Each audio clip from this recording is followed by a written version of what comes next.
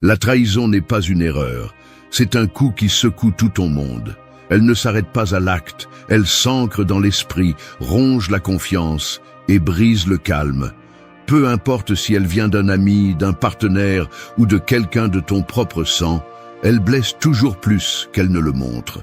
La trahison n'est pas oubliée, elle laisse des cicatrices invisibles qui accompagnent chaque pensée, chaque doute et chaque souvenir. Mais ce que peu de gens comprennent, c'est qu'elle ne détruit pas seulement la personne trahie. Le traître est également marqué, même s'il le cache derrière de faux sourires et des excuses. Il vit piégé dans une insomnie qui le poursuit, dans une culpabilité qui ne se tait jamais et dans une solitude qui grandit avec le temps. C'est la conséquence inévitable. Celui qui trahit creuse sa propre ruine.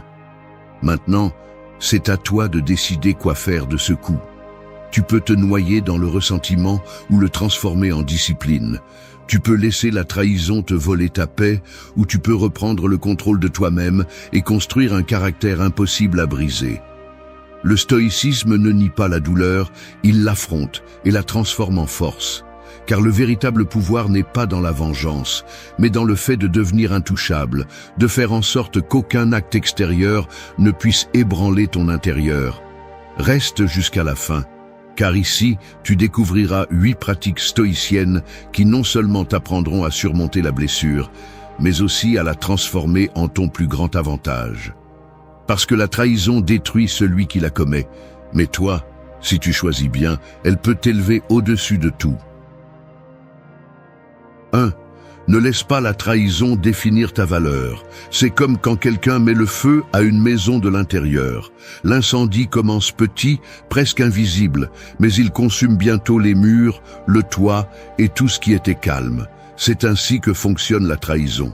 Elle ne détruit pas seulement la confiance envers celui qui t'a fait défaut, mais elle menace aussi d'incendier ta propre sécurité et ta perception de la valeur. Le premier réflexe de celui qui a été trahi est de se blâmer, de se demander ce qu'il a fait de mal, s'il n'a pas été suffisant ou si quelque chose en lui a provoqué cette tromperie. Et c'est là que la blessure devient plus profonde, car la douleur externe se transforme en un ennemi interne qui commence à ronger l'estime de soi. Ne laisse pas la trahison définir qui tu es. Ta valeur ne dépend pas des actes des autres, mais de ton intégrité, de ta discipline et de ta capacité à rester ferme, même quand quelqu'un brise ce qui semblait indestructible. Les stoïciens enseignaient que l'extérieur est hors de ton contrôle. La trahison appartient au domaine de l'extérieur, mais l'interprétation que tu lui donnes, ça t'appartient. Si tu décides que cette trahison signifie que tu ne vaux rien, tu te chaînes toi-même à l'erreur de l'autre. Mais si tu la vois comme un test, comme un entraînement brutal qui te pousse à grandir, tu la transformes en ton allié. Le conseil ici est clair, ne remets pas ton identité entre les mains des autres. Quand quelqu'un te fait défaut, rappelle-toi que ce qui a été mis en évidence, c'est sa faiblesse, pas la tienne. Pratique l'habitude de te séparer émotionnellement de l'action du traître. Fais-le à travers des exercices simples. Écris chaque jour 3 raisons pour lesquelles ta valeur ne dépend pas des autres, mais de ce que tu fais, penses et construis. Répète des affirmations internes qui renforcent ton esprit, non pas comme des phrases vides, mais comme des rappels pratiques. Je suis toujours intègre, je suis toujours discipliné, je suis toujours maître de mon caractère. Évite de t'entourer de personnes qui alimentent l'idée que ta valeur dépend de la reconnaissance externe. Il est facile de se laisser entraîner par les voix qui disent que tu as été naïf, que tu n'as pas su voir les signes ou que tu méritais plus. Mais la vérité stoïcienne est que la méritocratie n'est pas dictée par la trahison, mais par ta propre cohérence entre ce que tu penses et ce que tu fais. Pour ne pas tomber dans le piège que la trahison te définit, apprends à pratiquer le détachement. Cela ne signifie pas la froideur, cela signifie mettre chaque chose à sa place. Ce qui dépend de toi, prends-en soin et renforce-le. Ce qui ne dépend pas de toi, accepte-le et laisse-le partir. La prochaine fois que la blessure voudra te parler avec la voix du doute, rappelle-toi cette image. Le feu que quelqu'un a allumé dans ta maison n'a pas à consumer ton essence. Tu décides si tu l'éteins avec discipline et calme ou si tu laisses détruire ta valeur. Parce que la trahison ne définit pas qui tu es, elle révèle seulement qui tu es capable de devenir lorsque tu choisis de ne pas te prosterner devant elle. 2. Distingue entre les faits et les jugements. Quand un éclair frappe au milieu du champ, il brûle la terre sans demander la permission. C'est un fait, un événement qui se produit peu importe ce que tu penses. Mais si quelqu'un observe le même éclair, il peut dire que c'était un signe, un châtiment ou même une bénédiction. C'est le jugement, l'interprétation que l'esprit ajoute à ce qui s'est passé. La trahison fonctionne de la même manière. Le fait est clair, quelqu'un a brisé ta confiance. Ce que tu fais ensuite avec ce fait détermine si tu te noies dans la douleur ou si tu le transformes en apprentissage. Les stoïciens répétaient encore et encore que ce ne sont pas les événements qui nous détruisent, mais les jugements que nous portons sur eux. La première pratique est d'apprendre à séparer ce qui s'est réellement passé de l'histoire que ton esprit commence à se raconter. Écrire peut être un exercice puissant. Prends un cahier et note froidement ce qui s'est passé, sans adjectifs, sans émotion, juste des faits. Par exemple, j'ai fait confiance à cette personne, j'ai partagé ceci, telle action s'est produite. Ensuite, dans une autre colonne, écris ce que tu as pensé à ce sujet. Il m'a trahi parce que je ne vaux rien, il m'a trompé parce que je suis faible. En regardant les deux colonnes, tu remarqueras que la blessure s'approfondit plus dans les jugements que dans les faits. Le deuxième conseil est de former ton langage interne. Quand tu parles à toi-même, élimine les étiquettes qui augmentent la charge émotionnelle. Au lieu de répéter « on m'a trahi parce que je ne mérite pas de respect », change pour « on m'a trahi ». Et c'est une décision qui parle d'eux, pas de moi. Au début, cela peut sembler forcé, mais avec la répétition, cela devient une discipline qui nettoie ton esprit des pensées qui ne te correspondent pas. L'objectif n'est pas de nier ce qui s'est passé, mais de le regarder avec des yeux plus fermes et moins contaminés. Une autre étape importante est de pratiquer la pause avant de réagir. La trahison suscite la colère, la tristesse et le désir de vengeance, mais toutes ces réponses naissent de jugements précipités. Quand l'émotion t'envahit, respire profondément et rappelle-toi, c'est le fait, le reste sont des interprétations. Cette habitude de t'arrêter ne serait-ce que quelques secondes ouvre la possibilité d'agir avec clarté au lieu de te laisser emporter par la tempête. Pour renforcer cette pratique dans la vie quotidienne, cherche des petits entraînements quotidiens. Si quelqu'un te parle brusquement, au lieu de supposer que c'est une attaque personnelle, pense au fait. Cette personne a parlé de telle manière. Le jugement qu'il ne me respecte pas ou me déteste est quelque chose que tu ajoutes. Plus tu t'exerces dans des situations petites, plus il sera facile de l'appliquer quand un vrai coup comme la trahison arrivera. Rappelle-toi que l'esprit peut être ton allié ou ton bourreau. Si tu confonds les faits avec les jugements, tu vivras emprisonné dans une prison invisible. Mais si tu apprends à voir les choses telles qu'elles sont, tu te libères du poids inutile et tu reprends le contrôle. Parce que la trahison fait mal, oui, mais ce qui te blesse le plus n'est pas ce qui s'est passé, mais ce que tu décides de penser après. 3. Établis des limites internes inébranlables. La mer peut recevoir des milliers de tempêtes, mais elle ne permet jamais que le sel de l'océan la transforme en quelque chose d'autre que ce qu'elle est. Ainsi doivent être tes limites internes, un mur invisible qui protège ta paix, même si le monde essaie de la traverser. La trahison fait mal parce qu'elle franchit des frontières que tu croyais sûres, mais la plus grande erreur est de penser que ces frontières dépendent des autres. Les véritables limites naissent en toi et ne peuvent être violées si tu apprends à les renforcer chaque jour. Le premier conseil pour y parvenir est d'identifier clairement ce que tu n'es pas prêt à négocier. Il ne s'agit pas de dresser des murs contre tout le monde, mais de reconnaître tes valeurs essentielles. Écris-les et garde-les à l'esprit. Respect, honnêteté, discipline, sérénité. Lorsque quelqu'un essaie de briser ta confiance, rappelle-toi que ta valeur ne dépend pas du fait qu'on te respecte, mais du fait que tu ne trahis pas ses principes. Cela fait de la trahison un miroir.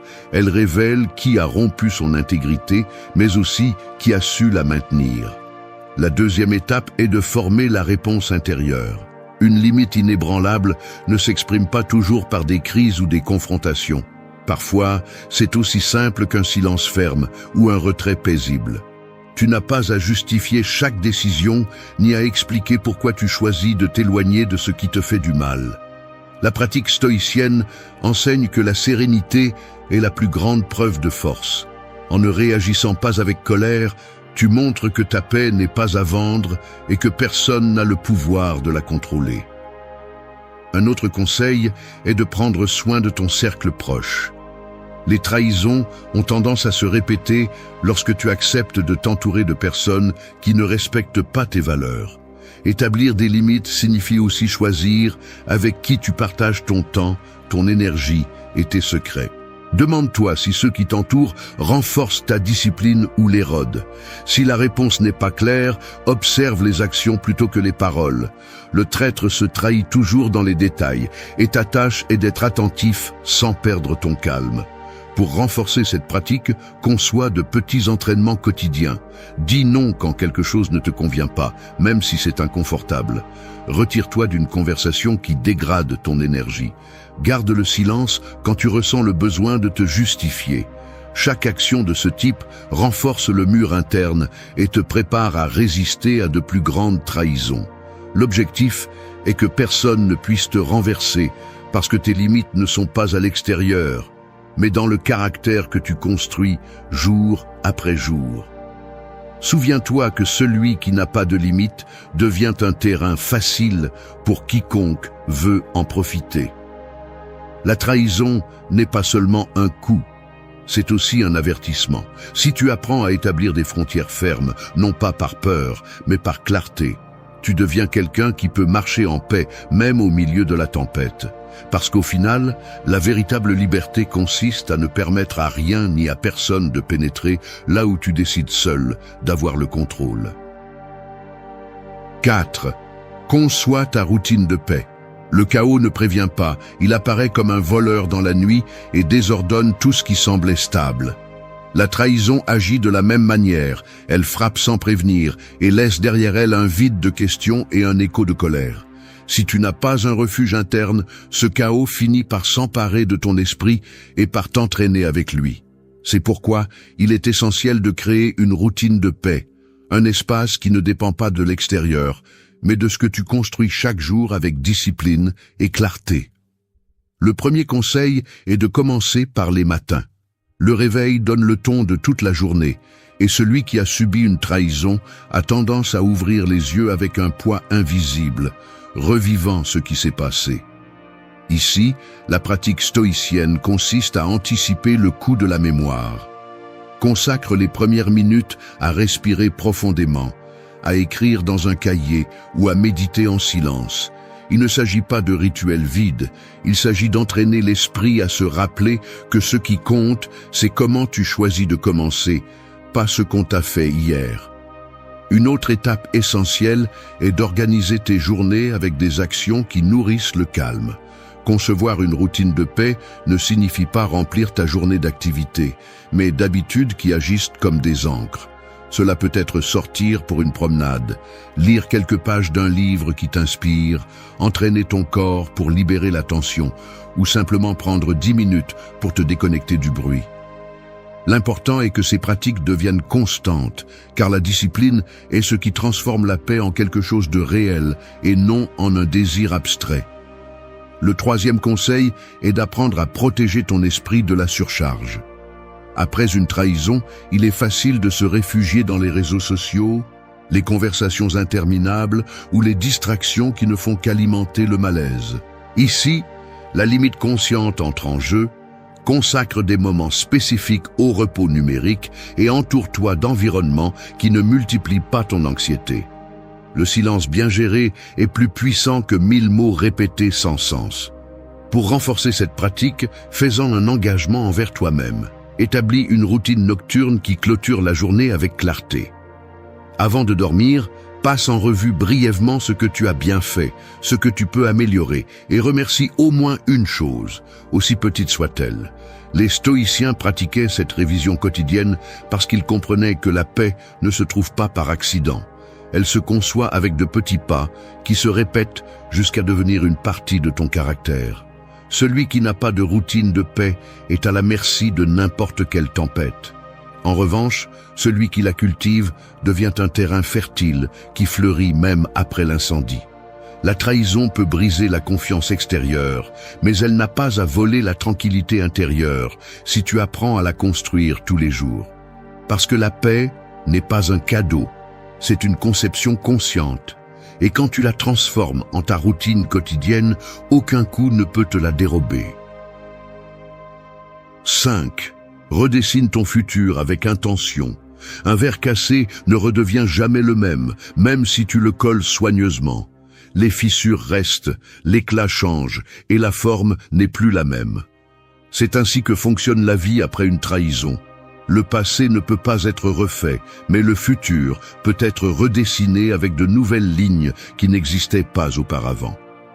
S'accrocher à ce qui a été brisé ne fait que prolonger la douleur, tandis que tracer une nouvelle carte ouvre la possibilité de marcher avec plus de clarté et de but. La première étape est d'accepter que la trahison a modifié ton parcours. Faire semblant que rien ne s'est passé, c'est te tromper toi-même et permettre que le coup continue de contrôler ta vie depuis l'ombre. La pratique stoïcienne, ici, consiste à reconnaître le fait sans le dramatiser, à le regarder en face et à dire « ceci s'est produit, et maintenant je décide de ce que je vais faire avec ce qui reste ». Cette décision marque le début de la refonte, car elle place le pouvoir de ton destin entre tes mains et non dans celle du traître. Le deuxième conseil est de fixer de nouveaux objectifs avec intention. Après une trahison, beaucoup de personnes restent coincées dans l'obsession de comprendre pourquoi cela s'est produit, comme si trouver des réponses effaçait la blessure. Mais ce cercle ne fait que consommer de l'énergie. Au lieu de cela, établis des objectifs clairs qui répondent à ton essence et non à ton ressentiment. Demande-toi quel projet tu as mis de côté, quelles relations méritent d'être cultivées, quelles habitudes peuvent renforcer ton caractère. Chaque objectif doit être une brique dans la construction d'un futur où ta valeur ne dépend de personne d'autre. Le troisième conseil est de visualiser ton chemin avec des actions concrètes. Il ne suffit pas de rêver d'un futur différent, il faut le traduire en discipline. Si tu désires la paix, incorpore des pratiques quotidiennes de silence et de réflexion. Si tu veux de la force, engage-toi dans l'exercice physique et mental. Si tu cherches des liens authentiques, apprends à choisir soigneusement qui tu laisses entrer dans ton cercle. Le futur ne se dessine pas avec des mots, il se sculpte avec des décisions répétées jour après jour. Il est également important de nettoyer les restes du passé. Garder des messages, des souvenirs ou des routines qui te lient à la trahison, c'est comme garder des cendres sur la table, en espérant qu'un jour, elles redeviennent du feu. Libère-toi de ce qui n'a plus de sens, non pas avec colère, mais avec la clarté que ces pièces ne s'intègrent pas dans ton nouveau design.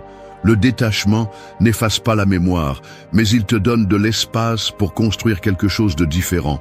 N'oublie pas que redessiner ton futur n'est pas un luxe, c'est une nécessité si tu veux éviter que la trahison ne devienne ta prison. Chaque nouvelle ligne que tu traces est une déclaration que ta vie n'est pas restée liée à ce qu'on t'a fait, mais qu'elle avance vers ce que tu décides d'être. Et quand tu marches avec cette intention, la trahison cesse d'être une fin et devient le début d'un horizon que tu as toi-même dessiné. 6. Fais de ton silence ton arme la plus puissante. Le tranchant d'une épée brille, mais le silence coupe plus profondément. Celui qui maîtrise le silence n'est jamais désarmé, car il apprend à répondre sans gaspiller son énergie en paroles inutiles. La trahison pousse à parler, à crier, à exiger des explications qui arrivent rarement. Cependant, l'expérience montre que le bruit ne fait qu'alimenter le traître et épuise le trahi. Le silence, en revanche, protège l'esprit, renforce le caractère et démontre un pouvoir qui n'a pas besoin de validation. Le premier conseil est de comprendre que le silence ne signifie pas faiblesse. Se taire n'est pas se rendre, c'est choisir intelligemment quelle bataille mérite ta voix. Le traître attend ta réaction pour se justifier ou pour continuer à faire du mal, mais quand tu choisis le silence, tu lui arraches ce terrain. Pratique cette discipline au quotidien. Évite de répondre immédiatement à une provocation. Prends quelques secondes avant de réagir et tu verras comment le calme devient ton bouclier le plus solide. Le deuxième conseil est d'utiliser le silence comme espace de construction intérieure. La trahison laisse du bruit dans l'esprit, des pensées qui tournent sans cesse. Si tu ne les interromps pas, elles te consument. Consacre du temps chaque jour à t'asseoir en silence, sans distraction, juste avec toi-même. Cette simple pratique t'entraîne à observer tes pensées sans te laisser emporter par elles. Le silence n'est pas vide, c'est un atelier où l'esprit se réorganise et la sérénité se renforce. Un autre aspect clé est d'appliquer le silence comme filtre dans tes relations. Tout ne mérite pas une réponse, tout ne nécessite pas d'explication. Quand quelqu'un brise ta confiance, souvent la chose la plus sage à faire est de te retirer sans discours. Le silence communique plus que 1000 arguments, car il montre clairement que tu n'as pas l'intention de t'engager dans des jeux émotionnels. Cette fermeté, bien qu'elle semble invisible, impose le respect et trace une limite que peu osent franchir. Pour le pratiquer au quotidien, établis des moments spécifiques de déconnexion. Éteins le bruit numérique, évite les conversations inutiles et cultive des pauses conscientes tout au long de la journée. Chaque instant de silence est une opportunité pour récupérer de l'énergie, clarifier l'esprit et renforcer ta discipline. Quand tu apprends à apprécier ces espaces, tu découvres que le silence n'est pas absence, mais présence pleine. Souviens-toi que celui qui maîtrise le silence n'est jamais vulnérable. La trahison peut essayer de t'arracher des mots, mais ta force se mesure à ta capacité de ne pas en donner plus que nécessaire. Dans un monde où tout le monde cherche à parler, à expliquer et à se justifier, le silence devient une arme rare et redoutée. Parce que quand tu choisis de te taire non pas par lâcheté, mais par clarté, tu montres que ta paix ne dépend pas des confrontations, mais d'un contrôle interne que personne ne peut te prendre. 7. Transforme la blessure en entraînement. La blessure ouverte fait mal, mais elle révèle aussi où se trouve la partie du corps qui a besoin de plus de force. La trahison agit de la même manière, elle frappe à l'endroit le plus vulnérable et le transforme en un rappel de ce qui doit être travaillé. Cette cicatrice qui dérange tant peut être vue comme une marque de faiblesse ou comme le signe que tu as survécu et que tu as maintenant l'opportunité de former ton caractère avec plus de discipline qu'avant. Le premier conseil est de ne pas nier la blessure.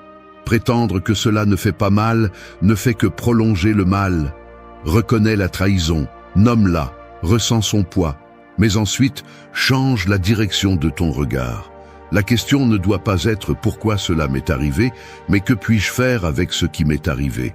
C'est la pratique stoïcienne, accepter la réalité sans résistance inutile, et ensuite l'utiliser comme matière première pour grandir. Le deuxième conseil est de transformer la douleur en habitude constructive.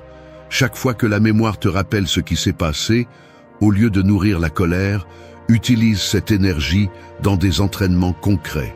Sors courir pour libérer la tension, écris dans un journal ce que tu ressens, consacre des heures à l'apprentissage de quelque chose de nouveau. La trahison devient un moteur qui pousse à s'améliorer, à condition que tu décides de canaliser l'énergie vers l'avant plutôt que de rester coincé dans le passé. Une autre pratique essentielle est de réinterpréter la cicatrice comme un symbole de force.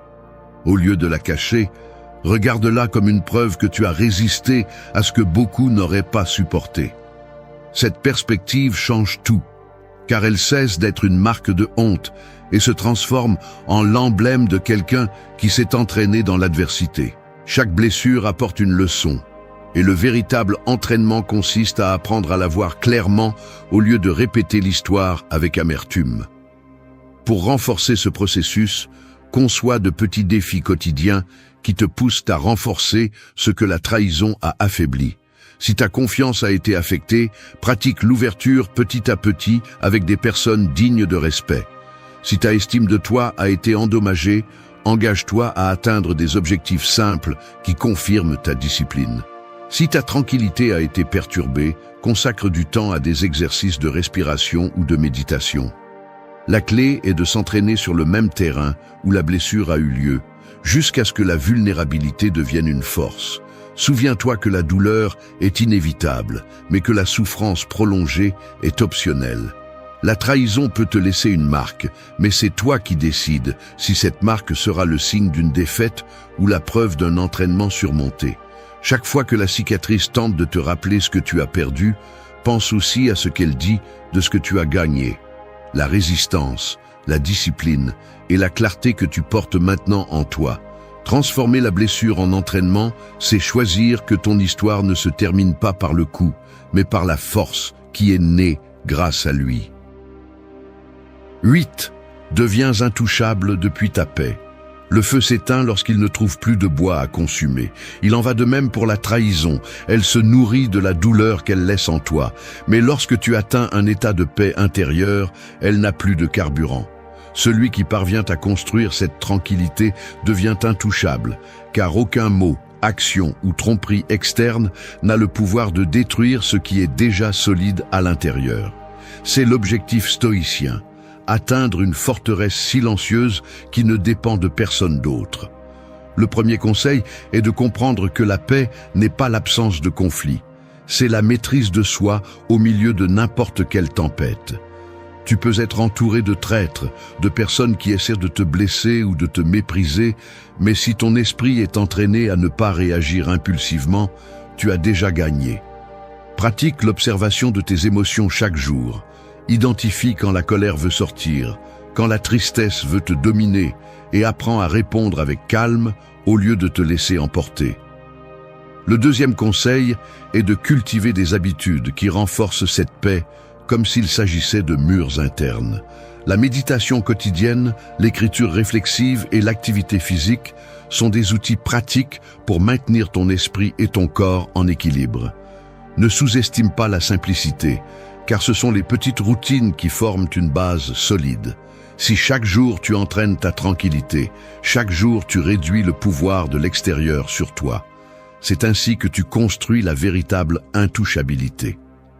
Une autre étape importante est de redéfinir tes liens. Tu ne peux pas empêcher l'existence de personnes qui trahissent, mais tu peux choisir avec qui tu partages ton énergie. Choisis des environnements où ta paix n'est pas une exception, mais la norme. Cela ne signifie pas t'isoler, cela signifie donner la priorité à ceux qui apportent sérénité et respect. Lorsque ton cercle reflète la tranquillité que tu portes en toi, ta capacité à la maintenir, même face à des attaques externes, est renforcée. Tu dois également apprendre à utiliser la perspective stoïcienne en tout temps. Rappelle-toi la dichotomie du contrôle. Ce que font les autres est hors de tes mains, mais ta réponse dépend toujours de toi. Ce rappel constant transforme chaque trahison en un test réussi et non en une chaîne qui te lie. Répète-toi, je ne peux pas contrôler ce qu'ils font, mais je peux toujours contrôler ce que je décide d'être. Cette phrase, vécue avec discipline, est la clé de la liberté. Devenir intouchable ne signifie pas devenir de pierre ou perdre sa sensibilité. Cela signifie que rien ne peut ébranler la racine de ton caractère. Tu peux ressentir de la douleur, tu peux reconnaître la blessure, mais tu ne donnes jamais le pouvoir de ta paix à quelqu'un d'autre. Cette sérénité devient ton plus grand bouclier, ta forteresse la plus claire et la marque que tu as appris à vivre selon tes propres règles. Parce qu'à la fin, lorsque tu atteins la paix qui ne dépend pas de l'extérieur, tu découvres qu'aucun acte de trahison ne peut vraiment te toucher. 9. Fais de la patience ta victoire silencieuse. Le bambou met des années à pousser sous terre avant de pointer le bout de son nez à la surface. Pendant ce temps invisible à l'œil, il semble que rien ne se passe, mais en réalité, il construit des racines profondes qui le soutiendront lorsqu'il s'élèvera enfin vers le ciel. C'est ainsi que fonctionne la patience face à la trahison. Alors que d'autres attendent des réactions immédiates ou des explosions de colère, tu travailles en silence, renforçant ton intérieur pour que, le moment venu, rien ne puisse te faire tomber. Le premier conseil est d'accepter que la guérison ne se fait pas du jour au lendemain. La trahison blesse et ses cicatrices ont besoin de temps. Ne prétends pas te guérir en une semaine, ni faire semblant que tout va bien immédiatement. La pratique stoïcienne consiste à comprendre que chaque processus a son rythme naturel et que le précipité ne fait que prolonger la souffrance.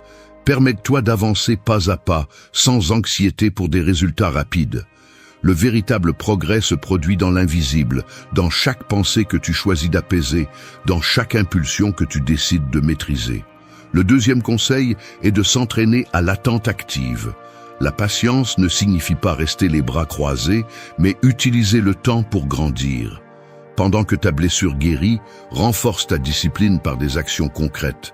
Étudie, fais de l'exercice, écris, travaille sur ton but. Chaque jour investi dans ton développement est une brique de plus dans le mur qui te protégera des futurs coups. En te concentrant sur toi, tu transformes l'attente en construction et la patience en stratégie. Une autre étape fondamentale est de résister à la tentation de chercher une justice immédiate. Le désir de vengeance est naturel, mais il a servi. Tu penses que répondre de la même manière te donnera la paix, alors qu'en réalité, tu ne fais que prolonger la blessure.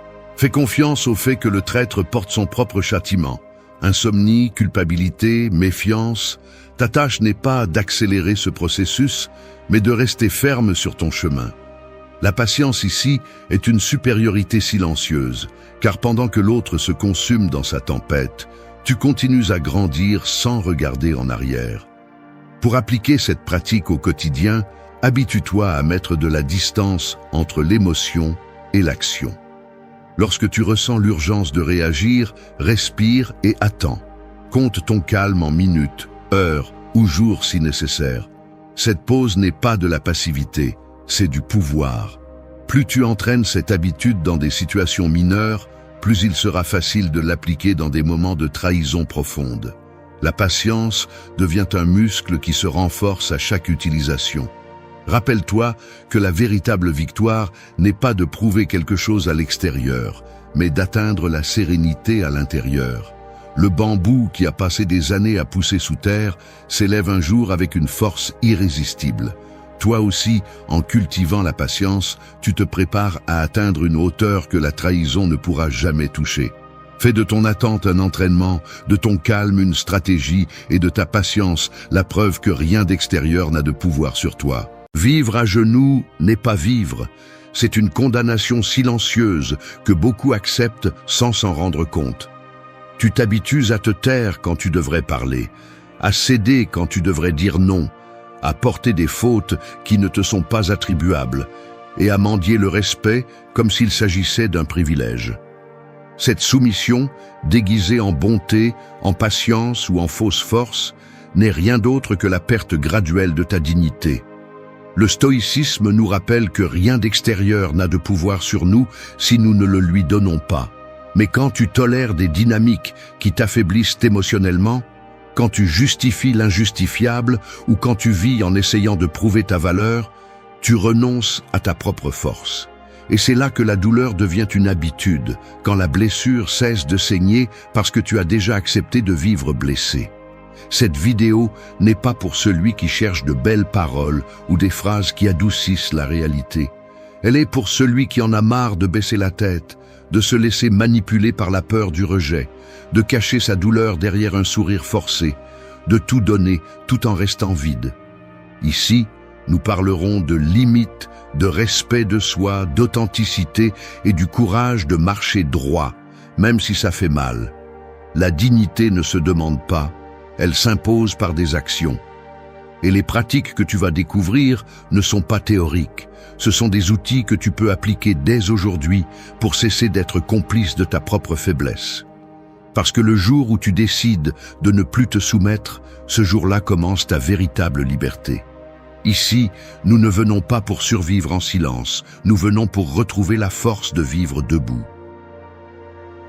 1. Dire non avec fermeté et authenticité.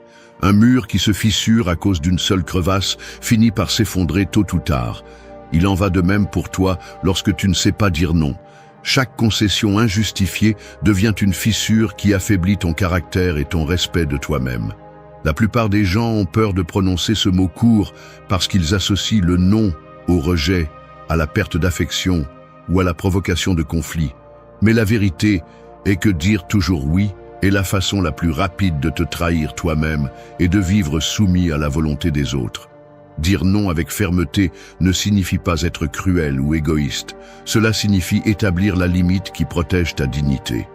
Lorsque tu dis oui à tout, ta vie cesse d'être la tienne pour devenir un terrain ouvert où n'importe qui décide, donne son avis et prend ce qu'il veut. Le stoïcisme enseigne que la liberté commence dans l'esprit et se renforce dans l'action. Et l'une des actions les plus puissantes est le simple fait de refuser ce qui ne te concerne pas. Comment éviter de tomber dans le piège de céder par peur? La première chose est de reconnaître que ton temps et ton énergie sont des ressources limitées, non renouvelables, et que les donner sans mesure à d'autres te laisse vide pour toi-même. Une pratique quotidienne peut être de t'arrêter avant de répondre à toute demande et de te demander si tu veux vraiment le faire, ou si tu l'acceptes seulement pour éviter de déranger. Cette courte pause te permet de décider en toute conscience et non par culpabilité. Un autre conseil est d'apprendre à utiliser des phrases qui ferment la porte sans avoir besoin de longues explications, car l'authenticité ne nécessite pas de justification. Un non, dit calmement et en toute confiance, suffit. Tu peux le dire avec politesse, mais jamais avec doute.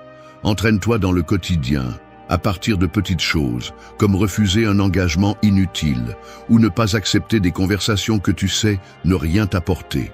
Chaque fois que tu le fais, tu renforces ton mur, empêchant qu'il ne se fissure. Il est également essentiel de reconnaître que les personnes qui sont offensées par tes limites n'étaient jamais intéressées par toi, mais par ce qu'elles obtenaient de ton absence de limites. Celui qui te respecte n'a pas besoin que tu dises oui à tout. Celui qui t'apprécie valorise plus ta sincérité que ta soumission. La peur de perdre se transforme en liberté lorsque tu comprends que la seule chose que tu ne peux pas perdre, c'est toi-même. Dire non est un acte de respect envers toi et paradoxalement, un acte de respect envers les autres, car cela leur montre ta véritable place et leur enseigne jusqu'où ils peuvent aller. Chaque non que tu prononces avec fermeté est un rappel que ta vie n'est pas à vendre, que ta dignité n'est pas négociable et que ta valeur ne dépend pas du nombre de fois où tu cèdes, mais du nombre de fois où tu restes fidèle à ce que tu es. Apprendre à dire non est le premier pas pour marcher debout, car tant que tu ne le feras pas, tu continueras à construire un mur plein de fissures que n'importe qui peut traverser. 2. Pardonner sans oublier la leçon. Un incendie laisse des cendres, même si tu réussis à éteindre les flammes. C'est ainsi que fonctionne le pardon. Il éteint le feu de la rancune, mais les cendres sont la mémoire qui te rappelle où se trouvait le danger. Beaucoup confondent pardonner avec effacer tout, avec faire semblant que rien ne s'est passé, avec ouvrir à nouveau la porte au même dommage. Cette erreur est ce qui transforme le pardon en un piège, car sans mémoire, tu finis par répéter l'histoire et pardonner ta dignité à celui qui l'a déjà piétinée. Pardonner sans oublier est un acte de force intérieure. Le pardon libère ton esprit du poids de la colère, car le ressentiment prolongé est comme porter un charbon ardent en espérant brûler l'autre. Mais celui qui finit par brûler, c'est toi. Cependant, ne pas oublier la leçon signifie apprendre à reconnaître les modèles qui ont conduit à cette douleur et utiliser cet apprentissage comme une armure. Le stoïcisme enseigne que ce qui nous blesse n'est pas le fait en soi, mais la façon dont nous décidons de l'interpréter et comment nous y répondons. C'est pourquoi pardonner sans mémoire est de la naïveté, mais pardonner en se souvenant est de la sagesse. Comment le mettre en pratique ? Commence par reconnaître que pardonner ne signifie pas te réconcilier avec tout le monde. Tu peux libérer la charge émotionnelle et en même temps prendre de la distance. Le premier conseil est de séparer l'émotion du fait. Écris ce qui s'est passé, ce que tu as ressenti et ce que tu as appris. Cet exercice te permet de voir la situation de l'extérieur, sans rester coincé dans la blessure. Une fois que tu comprends, tu peux laisser aller le ressentiment, mais conserver l'enseignement comme guide. Un autre conseil est d'établir une limite claire avec celui qui t'a déçu. Il ne s'agit pas de faire à nouveau confiance aveuglément, mais de décider à partir de quel point tu veux te lier. Si la personne montre des changements réels, Peut-être que tu permettras un nouveau départ avec prudence, mais si elle reste la même, ta décision de maintenir la distance fait également partie du pardon, car tu choisis la paix plutôt que de répéter la douleur. Il est également important de se rappeler que se pardonner à soi-même est essentiel. Souvent, tu portes plus la culpabilité que le dommage subi. Demande-toi, quelle responsabilité réelle ai-je eue? Quelle partie était hors de mon contrôle? Le pardon de soi est l'étape qui t'empêche de vivre enchaîné à la culpabilité et en même temps te prépare à ne pas tomber dans les mêmes pièges. Enfin, adopte un rituel de clôture.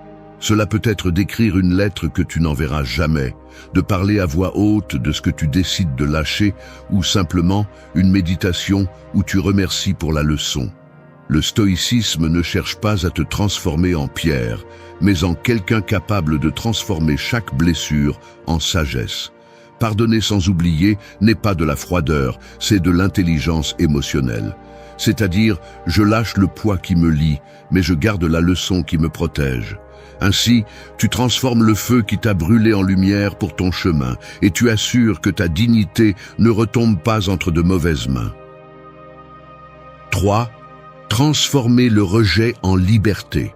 Le rejet ressemble à une porte qui se ferme brusquement devant toi. Le bruit fait mal, il te laisse un écho dans la poitrine. Mais si tu lèves les yeux, tu découvres que ce n'était pas la seule entrée, qu'il y avait toujours d'autres chemins qui t'attendaient.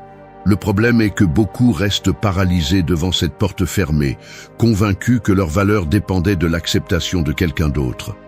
Cette illusion est ce qui transforme le rejet en une condamnation, alors qu'en réalité, il peut être le début de ta véritable liberté. Accepter le rejet comme une partie naturelle de la vie est un principe profondément stoïcien. Tu ne peux pas contrôler ce que les autres pensent de toi, ni forcer personne à te valoriser, mais tu peux décider comment interpréter ce refus. Lorsqu'une personne ne te choisit pas, ne te valide pas ou ne reconnaît pas ton effort, ce qu'elle fait vraiment, c'est te montrer que tout ne dépend pas de toi, et c'est là que surgit l'opportunité de lâcher le besoin d'approbation. Comment le mettre en pratique? D'abord, arrête d'associer le rejet à ton identité. Une critique, un non ou une indifférence ne signifie pas que tu vaux moins. Il signifie que tu ne corresponds pas à cet endroit, à cette personne ou à ce moment. Le conseil est de changer la question. Au lieu de « qu'est-ce que j'ai fait de mal ?», demande-toi « qu'est-ce que je peux faire avec cette liberté qui s'ouvre maintenant ?» Cette simple variation mentale transforme la blessure en un nouvel espace où tu peux grandir. Deuxièmement, crée une relation plus saine avec l'échec. Chaque rejet est une information précieuse. Il te montre ce qui n'a pas fonctionné. Il te révèle où tu n'as pas besoin d'investir plus d'énergie. Le conseil ici est de tenir un journal personnel. Note chaque situation où tu as été rejeté et écris ce que tu as appris de cette situation.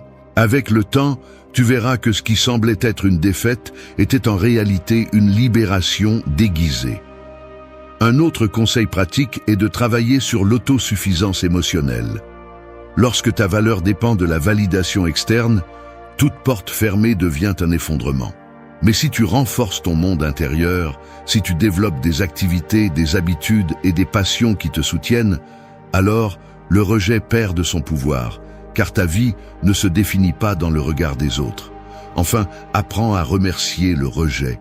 Tu ne le verras peut-être pas tout de suite, mais beaucoup de rejets t'ont empêché de rester coincé dans des endroits qui ne te correspondaient pas. Tu peux même pratiquer un exercice de gratitude stoïcienne. Chaque fois que quelqu'un te rejette, note 3 avantages possibles que ce refus pourrait apporter à ta vie. Au début, cela sera difficile, mais avec le temps, tu découvriras que chaque non est aussi une façon de rediriger ton chemin. Le rejet cesse d'être une blessure lorsque tu comprends qu'il ne te prend rien. Il ne fait que dégager le terrain de ce qui n'était pas à toi. Le transformer en liberté, c'est se rappeler que tu n'as pas besoin de portes étrangères pour avancer, parce que ta dignité ne dépend pas d'être acceptée. Elle dépend de ta capacité à continuer à avancer sans te prosterner devant l'opinion de personne. 4. Vivre sans justifier ton existence. Il y a des gens qui marchent comme s'ils portaient une pancarte invisible autour du cou qui dit « Je vaux la peine, crois-moi ». Il s'efforce de le prouver avec chaque mot, chaque geste, chaque sacrifice. Ce poids non seulement fatigue, mais consomme lentement l'essence de celui qui le porte. Quand tu vis en essayant de justifier ton existence, tu finis par devenir un acteur d'une pièce que tu n'as pas écrite, en jouant un rôle que tu n'as jamais demandé. Le stoïcisme enseigne que tout ce dont nous avons besoin pour être dignes est d'être en vie, car la nature nous a déjà accordé une place dans le monde. Tu n'as pas à convaincre quelqu'un que tu mérites du respect, tu n'as pas à prouver ta valeur par des réalisations constantes, ni à sacrifier ta paix pour que quelqu'un t'accepte. Quand tu tombes dans ce piège, tu deviens esclave des regards extérieurs, et chaque pas que tu fais, tu le fais pour plaire, pas pour avancer. Comment rompre avec cette dynamique? D'abord, comprends que tu n'es pas un projet en attente d'approbation. Ta valeur ne dépend pas du nombre de buts que tu atteins, ni du nombre de personnes qui t'applaudissent. Ta valeur est déjà donnée par le simple fait d'être. Un conseil pratique est d'arrêter d'expliquer chaque décision que tu prends, car chaque explication inutile est une façon de demander la permission d'exister. Pratique le silence stratégique. Quand tu décides quelque chose d'important, fais-le avec assurance, sans l'embellir avec des justifications. Deuxième, travaille la cohérence entre ce que tu penses, dis et fais. Si tu vis selon tes principes, tu n'as pas besoin de prouver quoi que ce soit, car ta vie parle pour toi. Fais un exercice simple. Note 3 valeurs que tu considères essentielles et vérifie si tes actions quotidiennes les reflètent. Quand il y a cohérence, le besoin de justifier disparaît, car tu te rends compte que tu vis déjà dans ta vérité. Un autre conseil est d'apprendre à tolérer le jugement des autres. Il y aura toujours quelqu'un pour critiquer, minimiser, remettre en question. Le problème n'est pas l'opinion des autres, mais ta réaction face à elle. Ici s'applique la dichotomie du contrôle stoïcien. Tu ne peux pas contrôler ce qu'ils pensent, mais tu peux contrôler combien de cela tu laisses entrer dans ta vie. La pratique quotidienne est de te demander « Est-ce que cela me définit ou reflète-t-il simplement la vision limitée de l'autre ?» Enfin, entoure-toi d'environnements qui ne te demandent pas de prouver constamment. Si quelqu'un ne te valorise que pour ce que tu donnes et non pour ce que tu es, cette relation est une scène où tu seras toujours un acteur secondaire. Choisis des liens où l'authenticité n'est pas négociable, où tu peux te montrer sans masque et sans besoin de justifier chaque pas. Cesser de justifier ton existence, c'est retrouver la paix de marcher léger, sans pancarte, sans masque, sans cette obsession de prouver. C'est se rappeler que la vie ne consiste pas à convaincre quelqu'un de ta valeur, mais à la vivre avec fermeté. Le jour où tu décides de ne pas demander la permission d'exister, ce jour-là commence ta véritable liberté. 5. Choisir le progrès plutôt que la perfection. La perfection est comme un mirage au milieu du désert. Elle semble être de l'eau cristalline au loin. Tu cours vers elle de toutes tes forces, et quand tu crois être proche, elle se dissipe, ne laissant que plus de sable. C'est ainsi que fonctionne l'obsession de tout faire impeccablement. Tu n'y arrives jamais, ce n'est jamais suffisant. Il manque toujours un détail de plus. Cette habitude, loin de te stimuler, finit par te lier à l'épuisement constant et à la frustration, car tu vis en mesurant ta valeur avec une norme impossible. Le stoïcisme enseigne que la vie n'exige pas la perfection, mais la constance. Ce qui définit ton caractère n'est pas d'atteindre un idéal inatteignable, mais de faire des pas réels, même s'ils sont petits. Le progrès est le chemin de ceux qui comprennent que le mouvement, aussi minime soit-il, est mieux que de rester paralysé en attendant le moment parfait. Alors que certains perdent des années à corriger ce qui ne sera jamais totalement corrigé, d'autres avancent avec des erreurs, apprennent et grandissent. Comment choisir le progrès plutôt que la perfection? D'abord, change ta façon de mesurer le succès. Au lieu de te demander si tu l'as fait sans faute, demande-toi si aujourd'hui tu es un peu meilleur qu'hier. Cette perspective transforme ton énergie, car chaque avancée, aussi petite soit-elle, devient une victoire réelle. Un conseil pratique est de tenir un registre de progrès quotidien, pas d'échecs. Note ce que tu as fait aujourd'hui qui te rapproche de tes objectifs et célèbre ce pas, même s'il n'a pas été parfait. Deuxièmement, apprends à vivre avec les erreurs. Le perfectionniste les voit comme des menaces à sa valeur, mais celui qui cherche le progrès les reconnaît comme des maîtres. La pratique est simple. Chaque fois que tu échoues, au lieu de te punir, écris 3 leçons que tu peux tirer de cette expérience. Ainsi, tu transformes ce qui semblait être une défaite en croissance et tu renforces la mentalité stoïcienne de transformer l'adversité en opportunité. Un autre conseil est d'éviter le piège de la comparaison. Le perfectionnisme se nourrit du mirage des autres, de croire que tout le monde fait mieux que toi. Souviens-toi que ce que tu vois à l'extérieur n'est que la façade, pas la vérité complète. Au lieu de regarder ce que les autres accomplissent, concentre ton attention sur ton propre parcours. Le progrès est individuel et ton chemin n'a pas besoin de ressembler à celui de quelqu'un d'autre. Enfin, entoure-toi d'actions pratiques qui brisent la paralysie du perfectionnisme. Si tu attends que tout soit prêt pour commencer, tu ne commenceras jamais. Décide d'avancer avec ce que tu as. Le conseil est d'appliquer la règle des 80%. Si quelque chose est suffisamment bien pour remplir son objectif, lance-le, fais-le, bouge-le. Cette habitude entraîne ton esprit à valoriser l'action au-dessus de l'illusion de la perfection. Choisir le progrès plutôt que la perfection, c'est choisir la liberté plutôt que l'esclavage de l'inatteignable. C'est accepter que ta dignité ne dépend pas d'être impeccable, mais d'être constant, discipliné et réel. Chaque pas que tu fais, même s'il n'est pas parfait, est une déclaration que tu avances, et cette avancée est ce qui te rend fort. 6. Te respecter pour projeter le respect. Un miroir ne fait que refléter ce qui se trouve devant lui. Si ce que tu places devant lui est l'insécurité, le doute et le manque de limites, cela te reviendra sous forme de mépris et de manipulation. Mais si ce que tu montres est la fermeté, la clarté et le respect de soi, le reflet sera complètement différent, car les autres apprennent à te traiter de la manière dont tu te traites toi-même. Te respecter n'est pas un geste de vanité, c'est une nécessité de base pour maintenir ta dignité. Celui qui ne se respecte pas finit par accepter l'inacceptable, justifier l'injustifiable et supporter ce qu'il sait au fond qu'il ne mérite pas. Le stoïcisme enseigne que l'on ne peut pas contrôler l'attitude des autres, mais que l'on peut contrôler le standard avec lequel on décide de vivre. Et lorsque tu élèves ce standard, le monde le perçoit.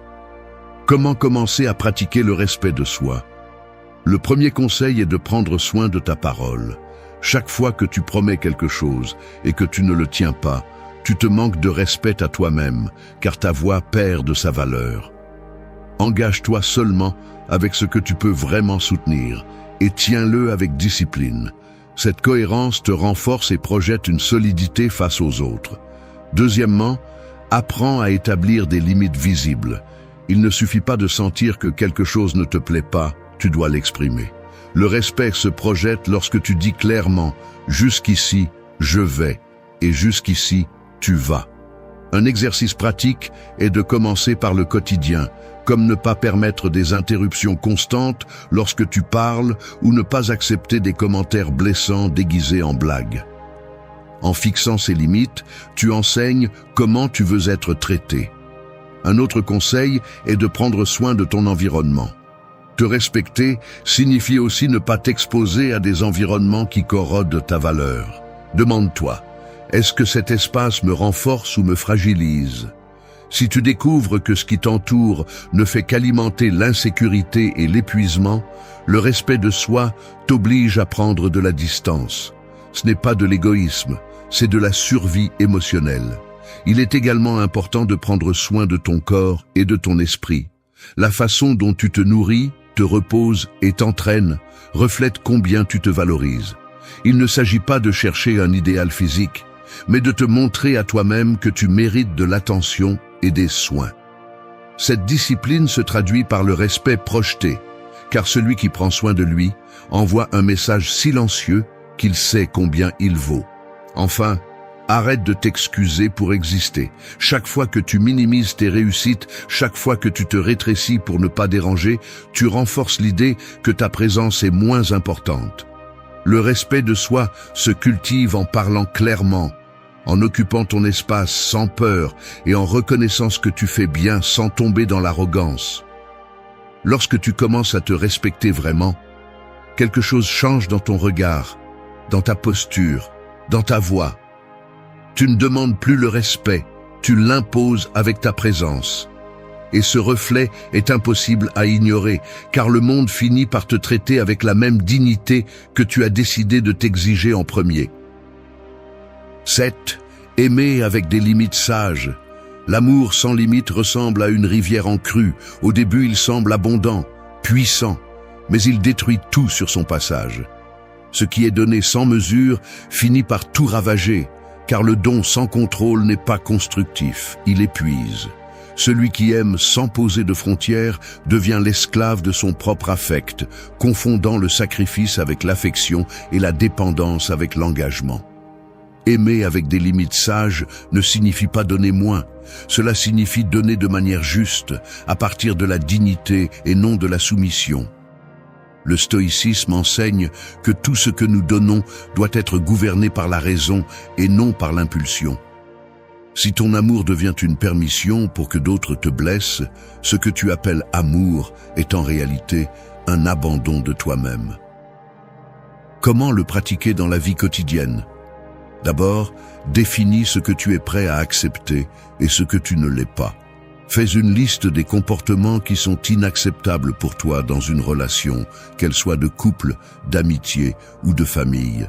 Cet exercice te permet d'avoir de la clarté avant que l'émotion ne t'aveugle. Lorsque ces comportements apparaissent, ne les justifie pas, ne les maquille pas, mais y un terme immédiat. Deuxièmement, rappelle-toi que dire non est aussi une forme d'amour. Souvent, donner une limite est l'acte d'amour le plus grand, car il protège à la fois ton intégrité et celle de l'autre. Si tu acceptes tout, même ce qui te détruit, tu finis par alimenter des dynamiques toxiques qui explosent tôt ou tard. Pratique dire non sans culpabilité, avec calme et fermeté, comme un signe que tu valorises ce que tu ressens, mais aussi ce que tu es. Un autre conseil est de ne pas confondre le don avec l'autosacrifice. Aimer n'est pas s'annuler, ni se taire, ni toujours céder.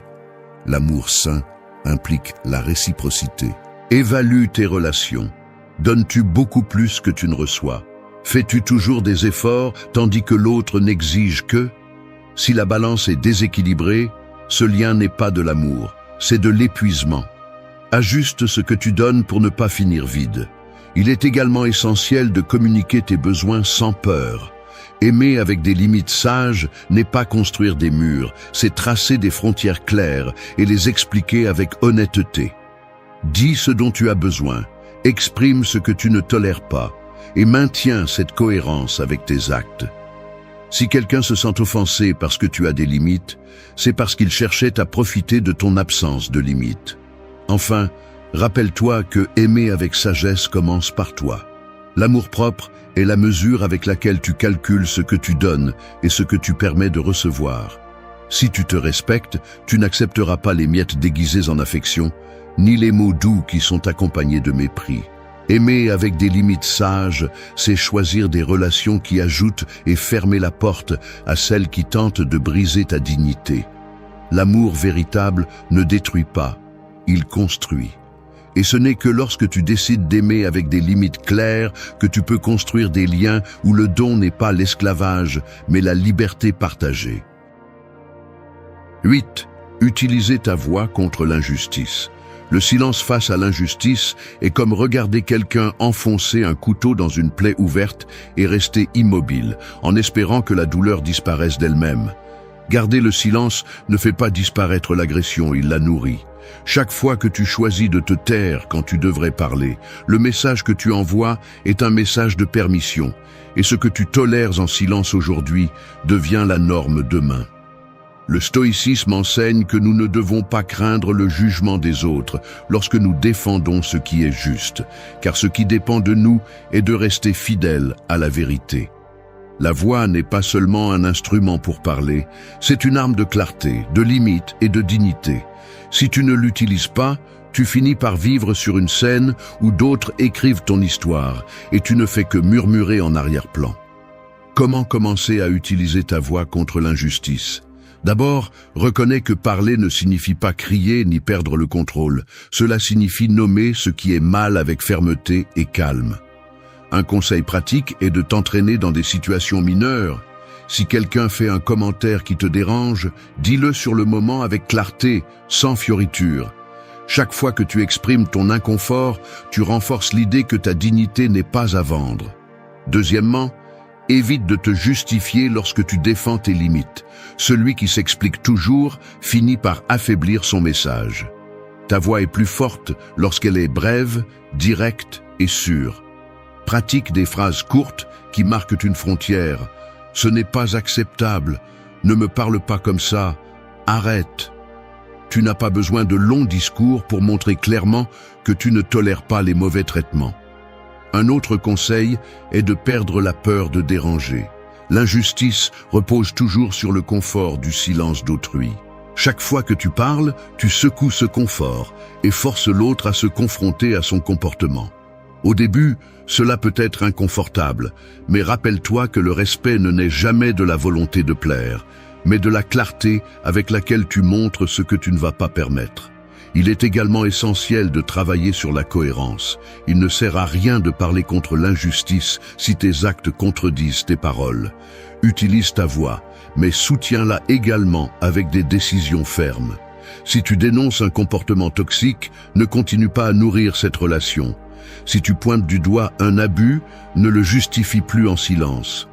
La cohérence est ce qui donne une véritable force à ta voix.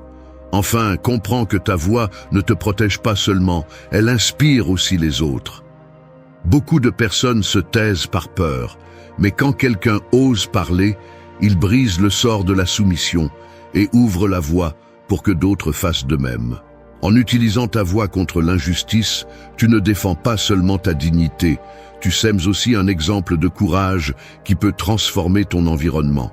Se taire face à l'abus n'est jamais une neutralité, c'est de la complicité. Ta voix, utilisée avec fermeté et sans peur, est le signe que tu refuses de vivre soumis. Et chaque mot que tu prononces avec courage est une brique dans le mur qui protège ta dignité. 9. Honorer ta douleur sans la nier.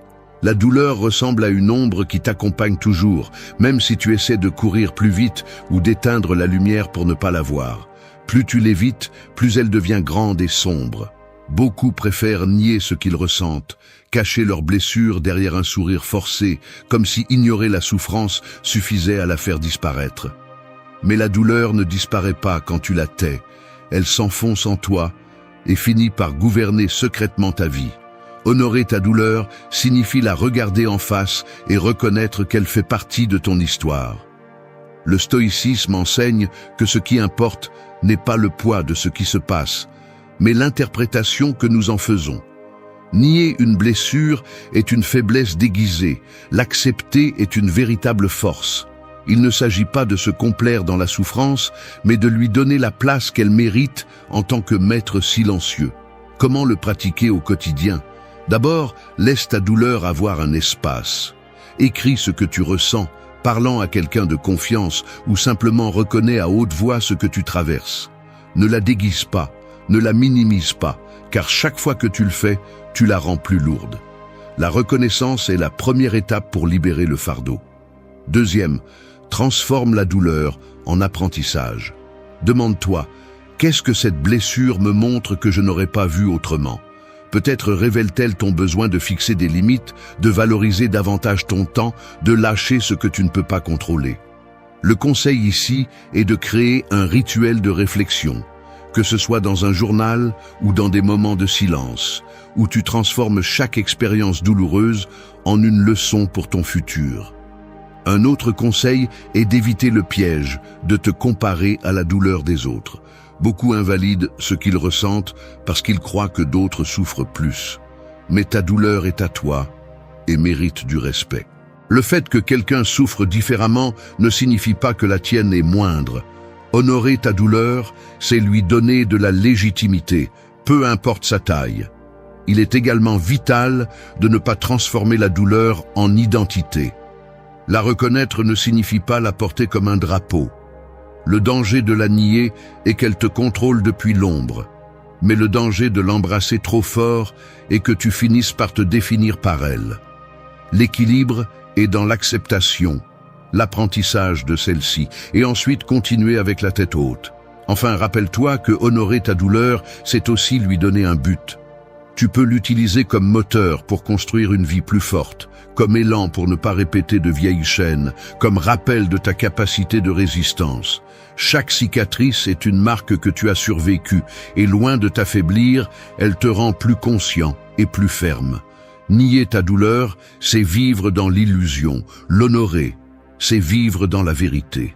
Et quand tu l'acceptes, tu la transformes en force, en clarté et en un témoignage que ta dignité ne se brise pas avec les blessures, mais se renforce avec elles. Un homme ne perd pas le respect d'une femme par manque d'argent ou parce qu'il n'a pas le corps parfait. Il le perd lorsque son état d'esprit se brise, lorsque ses attitudes révèlent un besoin, une peur et une faiblesse. Et voici la vérité que beaucoup évitent. Les femmes ne fuient pas un homme pour ce qu'il a, mais pour ce qu'il projette à chaque geste, chaque mot et chaque réaction. Avoir besoin d'approbation, craindre le rejet, chercher une validation constante, donner des explications inutiles, mettre la femme sur un piédestal, éviter le conflit et faire trop d'efforts pour plaire. Ce sont les 7 attitudes qui détruisent le respect et l'attraction. Elles se déguisent en amour, mais en réalité, elles sont des chaînes d'insécurité. Et une femme ne peut pas admirer un homme qui s'enchaîne lui-même. La force qui éveille une véritable attraction n'est pas dans ce que vous montrez à l'extérieur, mais dans ce que vous maîtrisez à l'intérieur. Un homme qui sait rester ferme, qui parle clairement sans se justifier, qui fait face au conflit avec sérénité et qui vit avec un but n'a pas besoin de mendier quoi que ce soit, car sa seule présence transmet la conviction. Le stoïcisme enseigne que le véritable pouvoir commence dans l'esprit. Si vous maîtrisez vos pensées, vous maîtrisez votre vie. Si vous contrôlez vos émotions, vous retrouvez votre respect. C'est le chemin pour cesser de paraître faible et commencer à inspirer l'admiration. Restez, car dans cette vidéo, nous allons dévoiler ces attitudes qui font qu'un homme perd sa force face à une femme. Et, plus important encore, nous verrons comment les éliminer avec des pratiques stoïciennes que vous pouvez appliquer dès aujourd'hui pour retrouver votre respect, votre attraction et votre leadership. 1. Valide-toi de l'intérieur. Un homme qui cherche la validation à l'extérieur est comme un voyageur perdu qui tend la main en espérant que quelqu'un lui offre une carte. Il marche, demande, implore, mais ne trouve jamais la direction car il ne comprend pas que le véritable chemin n'est pas dicté par l'extérieur, mais par la boussole interne. Ce besoin d'approbation est une fissure qui peu à peu se transforme en ruine. Car chaque fois que tu confies ta valeur aux yeux d'une autre personne, tu deviens l'esclave de son jugement. Et aucun homme ne peut diriger ni inspirer le respect s'il dépend du regard d'autrui pour se sentir complet. La vérité est inconfortable. Tant que tu chercheras à ce que la femme te confirme que tu es suffisant, tu ne le seras jamais. Non pas parce qu'elle le dit, mais parce que ton attitude le crie. Le désir de plaire à tout prix, d'être accepté, de recevoir des éloges constants, finit par révéler l'insécurité. Et l'insécurité est perçue avec une clarté brutale.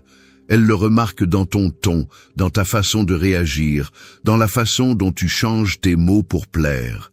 Et ce que tu obtiens n'est pas le respect, mais la pitié déguisée en patience, jusqu'à ce qu'un jour l'attraction meure en silence.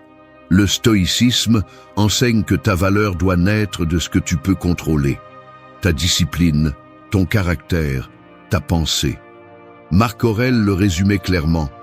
Le bonheur de ta vie dépend de la qualité de tes pensées. Si ton esprit est concentré sur la conviction, tu n'as pas besoin de la tape sur l'épaule de personne. La validation devient un luxe, pas une nécessité. Comment éviter de tomber dans le piège de la recherche d'approbation ? D'abord, commence à reconnaître tes réalisations en privé. Tu n'as pas besoin d'un applaudissement externe pour célébrer ce que tu as accompli. Écris-le dans un journal, donne-toi du crédit sans arrogance, reconnais ce que tu as bien fait et aussi ce que tu peux améliorer. Cette pratique renforce l'esprit parce que tu apprends à être ton propre juge.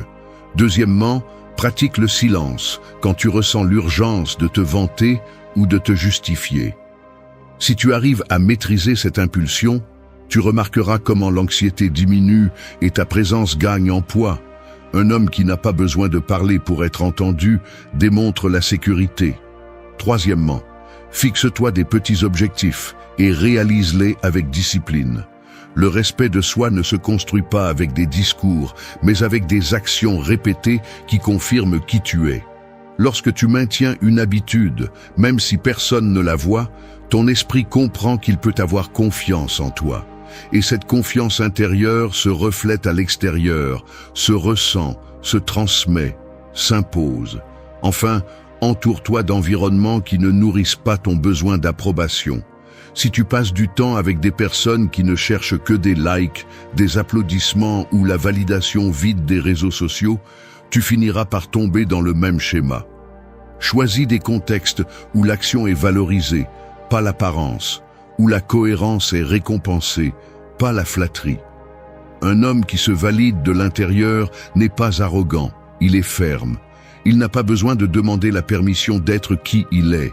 Il ne supplie pas l'attention, il l'attire naturellement. Il ne se brise pas quand on le critique, parce que sa valeur ne dépend pas de voix externes, mais de la conviction de son propre caractère. Et quand un homme atteint cette force, il ne récupère pas seulement le respect des femmes, il conquiert le plus important, le respect de lui-même. 2. Accepte le rejet avec calme. Le rejet est comme une porte qui se ferme devant toi quand tu pensais que tu allais entrer sans problème. Au début, cela blesse l'orgueil, ça fait mal, ça dérange, mais la réalité est que toutes les portes ne sont pas faites pour s'ouvrir. Beaucoup d'hommes s'effondrent face à ce claquement de porte. Ils le prennent comme une sentence contre leurs valeurs personnelles et alors ils sombrent dans l'insécurité. C'est là que l'attraction meurt, non pas dans le rejet en lui-même, mais dans la façon dont tu réagis face à lui. Parce qu'un homme qui ne supporte pas le rejet démontre une dépendance émotionnelle, et c'est l'un des signes les plus clairs de faiblesse. La plupart pensent que pour éviter la douleur, ils doivent fuir le rejet, vivre en plaisant et en évitant toute situation qui pourrait blesser l'ego. Mais cette fuite ne révèle que la peur. La femme ne respecte pas l'homme qui tremble quand il entend un non. Elle respecte celui qui l'assume avec calme, continue et démontre que sa vie ne s'arrête pas parce que quelqu'un ne l'a pas choisi. Le rejet ne définit pas qui tu es. Il te montre seulement que cette option n'était pas pour toi. Le stoïcisme enseigne que ce qui se passe en dehors de toi n'est pas ce qui importe. Ce qui importe, c'est comment tu l'interprètes et y réponds. Si tu prends un rejet comme une humiliation, tu t'enfonces. Si tu le prends comme une expérience, tu grandis.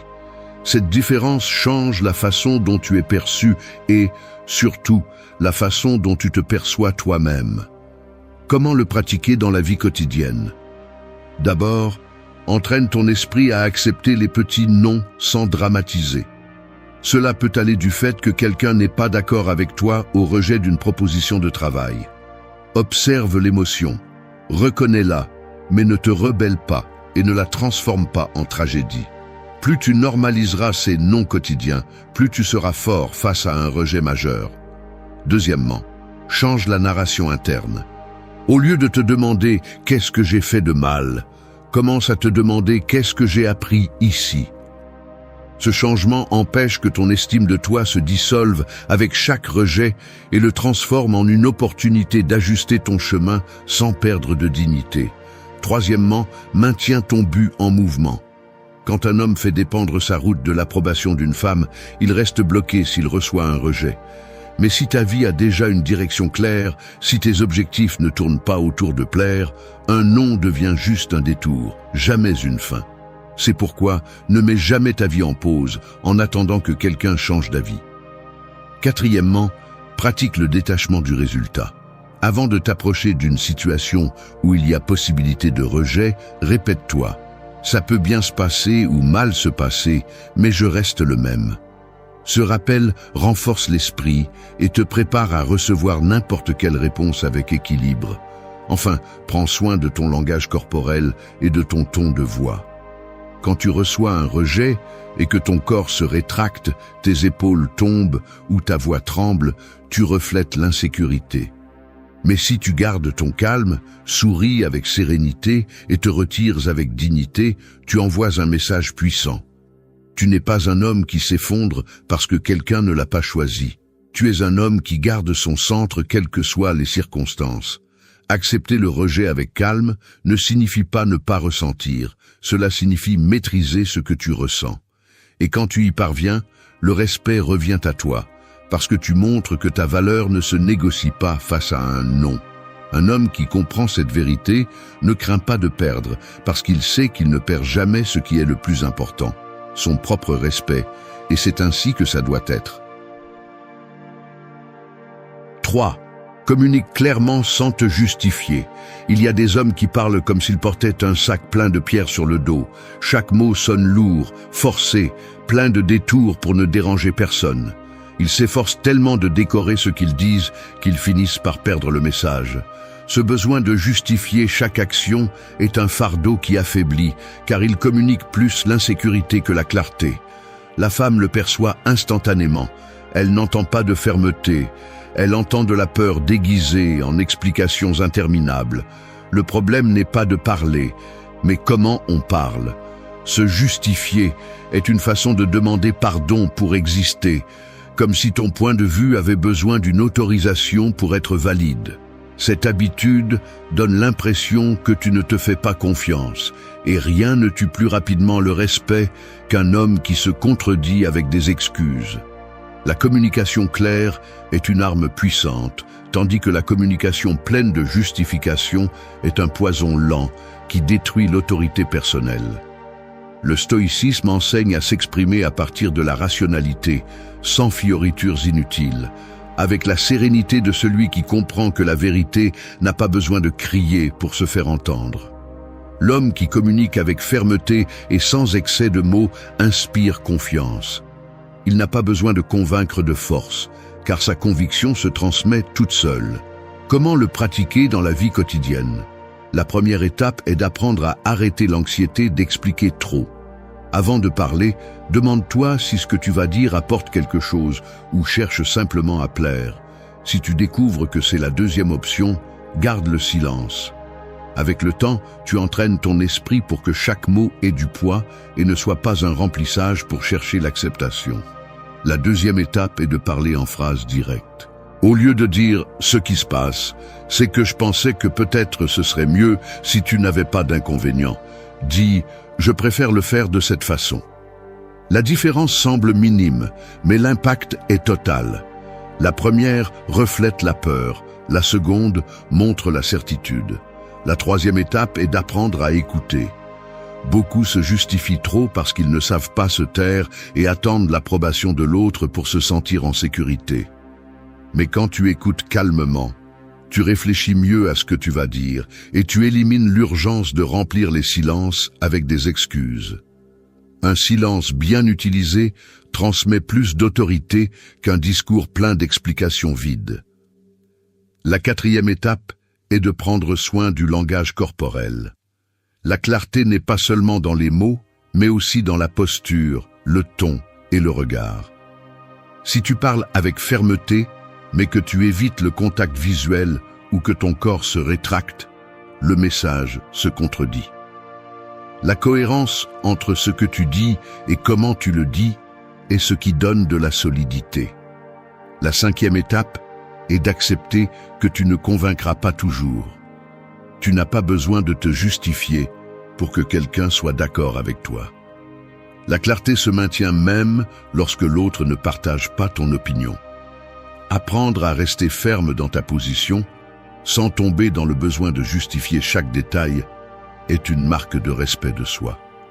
Quand tu élimines la justification constante et que tu parles clairement, tu cesses de sonner comme quelqu'un qui implore l'acceptation et tu commences à projeter du leadership.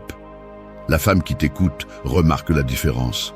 Tu n'es pas un homme qui se complique pour plaire. Tu es quelqu'un qui s'affirme à partir de la sécurité de ses convictions.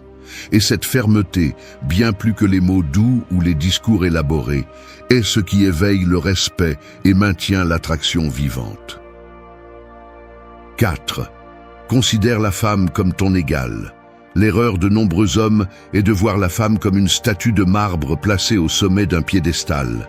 Ils l'admirent de bas, l'entourent de fleurs et de compliments, et vont même jusqu'à s'agenouiller en espérant être remarqués.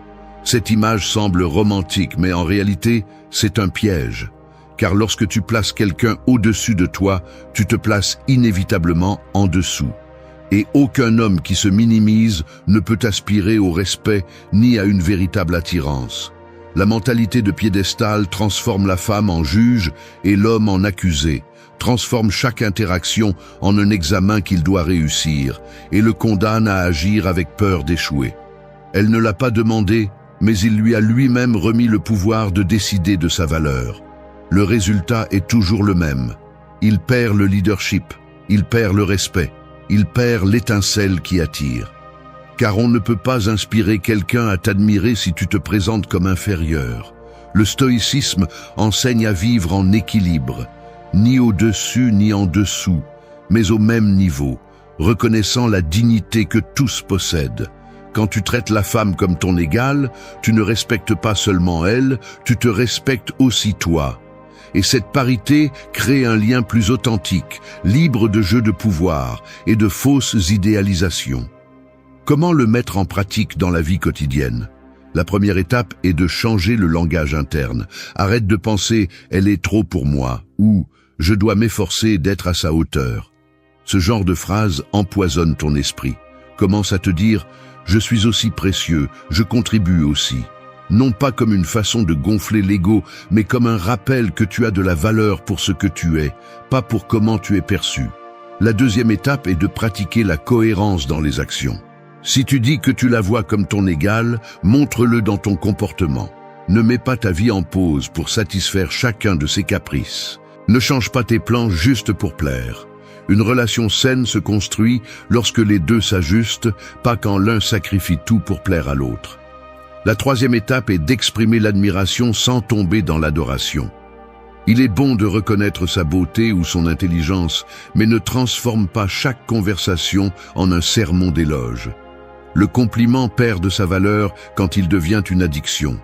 Admire avec équilibre, reconnais avec naturel, mais ne perds jamais l'essence de qui tu es juste pour gagner l'approbation. La quatrième étape est d'établir des limites claires. L'égalité n'existe pas si l'un a peur de dire ce qu'il pense. Si quelque chose ne te plaît pas, dis-le calmement. Si quelque chose te dérange, exprime-le avec respect. La femme ne respecte pas l'homme qui se tait par peur. Elle respecte celui qui reste ferme sans avoir besoin de hausser la voix.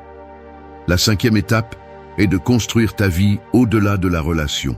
Quand ton monde tourne exclusivement autour d'elle, tu la places inévitablement sur un piédestal. Mais si tu as des objectifs, des passions et des projets propres, tu lui montres que ta vie a une direction, avec ou sans son approbation. Cette indépendance est la preuve la plus claire que tu la vois comme ton égale, pas comme le centre absolu de ton existence. Garder la femme comme ton égale ne signifie pas lui enlever de la valeur. Cela signifie lui donner la même que tu te donnes à toi-même. C'est un acte d'équilibre qui transforme la dynamique, car il n'y a pas d'attraction plus forte que celle de deux personnes qui se regardent face à face, sans chaîne de supériorité ni d'infériorité, partageant un respect mutuel. Un homme qui apprend cette leçon ne renforce pas seulement ses relations, il récupère aussi son leadership personnel. 5. Affronte le conflit avec sérénité. Le conflit est comme le feu. Il peut tout consumer en quelques secondes ou il peut forger l'acier le plus résistant. La différence ne réside pas dans le feu lui-même, mais dans la manière dont tu l'affrontes. Beaucoup d'hommes pensent que fuir le conflit est la meilleure façon de protéger la relation, que se taire, céder ou se mettre de côté est synonyme de paix. Mais tout ce qu'ils réussissent à faire, c'est accumuler de la tension, perdre de l'autorité et montrer de la faiblesse. Car lorsque tu crains le conflit, ce que tu transmets en réalité, c'est la peur de perdre. Et cette peur détruit plus que n'importe quelle dispute. La femme ne respecte pas l'homme qui fuit un problème, pas plus que celui qui explose sans contrôle, car la colère démesurée est une autre facette de la même insécurité. Elle respecte celui qui se tient avec sérénité, celui qui affronte l'inconfort sans trembler ni déguiser sa posture. La véritable force n'est pas d'éviter le feu, c'est d'apprendre à marcher à travers lui sans te brûler. Le stoïcisme enseigne que ce qui blesse n'est pas ce qui se passe, mais comment tu décides de répondre. L'homme qui entraîne son esprit sait que les conflits ne sont pas des menaces à sa valeur, mais des épreuves pour démontrer sa tempérance. Chaque dispute est un terrain où il peut montrer son contrôle, sa clarté et sa fermeté. Et cette maîtrise est ce qui inspire le respect. Comment le pratiquer dans la vie quotidienne? La première étape est de changer la perception. Ne vois pas le conflit comme un monstre qui vient te détruire. Considère-le comme une opportunité de grandir. Si tu cèdes toujours pour éviter les problèmes, tu deviens un homme invisible, et l'invisible n'attire jamais. Chaque fois qu'un désaccord surgit, rappelle-toi que l'affronter avec calme renforce ton caractère. La deuxième étape est de contrôler le ton. La sérénité ne signifie pas un silence éternel, elle signifie une fermeté sans cri. Parle clairement, sans détour, et garde la voix stable. Un mot dit avec calme vaut plus que 1000 dits en colère. Ton ton doit refléter la sécurité, pas le désespoir. La troisième étape est d'écouter avant de répondre. Beaucoup de conflits s'aggravent parce que l'homme réagit sans comprendre ce que l'autre personne voulait vraiment dire. Écoute attentivement, attends, réfléchis, puis réponds. Cette brève pause est la différence entre démontrer la maturité ou révéler l'insécurité. La quatrième étape est de fixer des limites sans menace. Si quelque chose franchit la ligne de ce que tu considères acceptable, exprime-le clairement. Il n'est pas nécessaire d'intimider. Il suffit d'être ferme. Un homme qui établit des limites montre qu'il se respecte lui-même, et c'est l'un des signes les plus puissants de leadership. La cinquième étape est d'apprendre à te retirer quand c'est nécessaire. Affronter le conflit avec sérénité ne signifie pas combattre chaque bataille jusqu'à la fin. Parfois, la meilleure démonstration de force est de se retirer, non pas parce que tu fuis, mais parce que tu ne permets pas que ton énergie se gaspille dans des disputes sans sens. La sérénité se manifeste aussi dans la capacité à lâcher prise. La sixième étape est d'entraîner ton esprit dans des situations quotidiennes. Pratique la tranquillité lorsque quelque chose de petit t'irrite, comme le trafic ou une erreur au travail. Si tu ne peux pas te maîtriser dans les choses simples, tu ne pourras pas le faire dans les grandes. Chaque occasion est une répétition pour renforcer ta tempérance. Lorsque tu affrontes le conflit avec sérénité, tu cesses d'être l'homme qui se cache ou celui qui explose. Tu deviens quelqu'un qui transmet la confiance même au milieu de la tempête. 6. Apprenez à dire non sans culpabilité. Il y a des hommes qui vivent comme s'ils étaient un distributeur automatique ouvert 24 heures sur 24. Toujours disponibles, toujours en train de dire oui, toujours en train de sacrifier leur temps et leur énergie pour plaire aux autres. Au début, cela semble noble, cela semble généreux, mais avec le temps, cela devient une condamnation. Parce que celui qui ne sait pas dire non finit par être utilisé, usé et sans respect. Une femme perçoit cette attitude comme une faiblesse déguisée en gentillesse et ne tarde pas à perdre son admiration pour celui qui n'a pas le courage de fixer des limites. Dire non n'est pas de l'égoïsme, c'est du respect de soi. C'est la façon la plus claire de montrer que votre vie a une direction, que vous n'êtes pas prêt à trahir vos principes pour plaire. Un homme qui s'excuse chaque fois qu'il essaie de défendre son espace ou qui cède par peur de déranger devient prisonnier de son besoin d'approbation. Et ce qui est perçu dans la pratique, c'est la soumission, pas l'amour. Le stoïcisme enseigne que le véritable contrôle réside dans ce que vous décidez d'accepter et ce que vous décidez de rejeter. Vous n'avez pas de pouvoir sur ce que les autres veulent de vous, mais vous en avez sur ce que vous êtes prêt à donner.